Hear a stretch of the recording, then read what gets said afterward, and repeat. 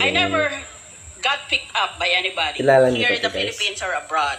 Okay. But now I know that there are certain pick-up lines that would prove irresistible to young people of this generation. For example, why don't you try the following?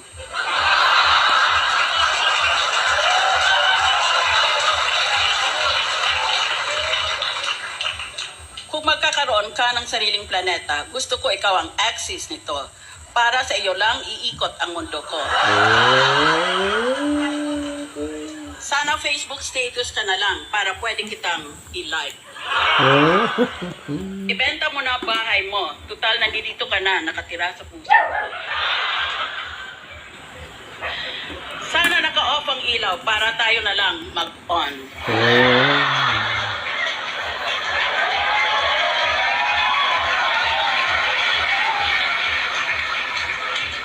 Never mind the lecture. I've been lecturer here for 10 years. And I don't see that I ever improved anybody's IQ. Noodles ka ba? Kasi lucky me. Ang bahay ko ay parang siso. Pag wala ka, down ako.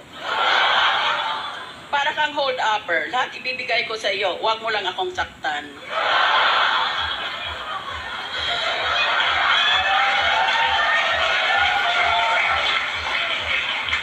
Ang galing mo din, ano? Di mo pa ako binabato, tinamaan ako sa iyo.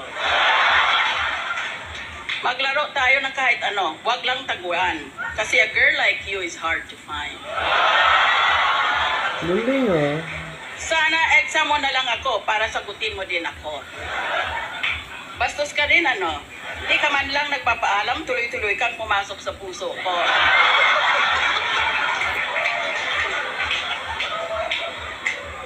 Google ka ba? Lahat kasi nang hinahanap ko, sa iyo ko natagpuan eh.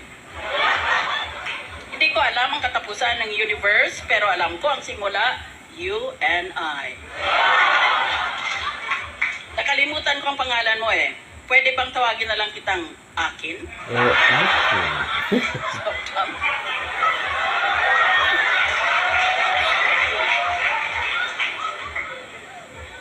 If my husband had ever tried any of these lines, I would have passed his teeth in. Nakanunok ka ba ng quizzes? Kasi pag umiti ka, may spark.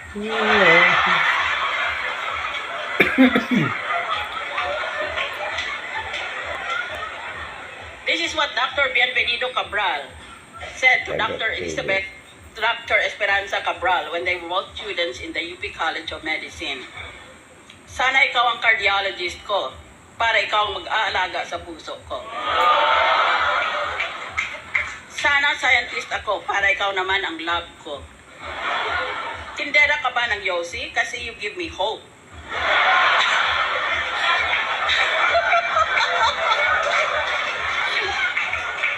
Kasi you give me hope and more. Para kang cactus, kasi handa akong masaktan, mayakap ka lang. Galing eh. Pag wala ka, ang buhay ko parang hindi pa natatasahan. Pointless.